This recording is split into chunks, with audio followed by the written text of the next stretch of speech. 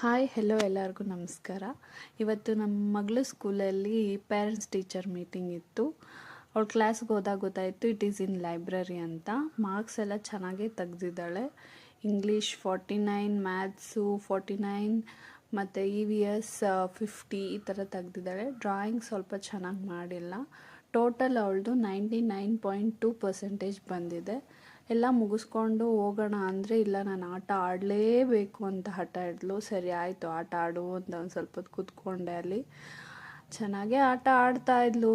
ಜೋಕಾಲಿ ಅಂದೆ ತಿರ್ಗೋದು ಎಲ್ಲ ಆಟ ಆಡ್ತಾಯಿದ್ಲು. ಬಾ ಹೋಗೋಣ ಮನೆಗೆ ಅಂತ ಹೇಳಿದ್ರೆ ಎಷ್ಟು ಕರೆದ್ರೂ ಬರಲಿಲ್ಲ. ಸರಿ ಆಯಿತು ಎಷ್ಟೊತ್ತು ಆಟ ಆಡ್ತೀಯ ಆಟ ಆಡು ಅಂತ ಸುಮ್ಮನೆ ಬಿಟ್ಟೆ. ಅಲ್ಲಿ ಚೆನ್ನಾಗಿ ಆಟ ಆಡಿದ್ಲು. ಮಕ್ಳು ಗೊತ್ತಲ್ಲ, ಒಬ್ಬರು ಆಟ ಆಡಿದ್ರೆ ನಾವು ಆಟ ಆಡಬೇಕು ಅಂತ ಆಟ ಆಡ್ತಾನೇ ಇರ್ತಾರೆ.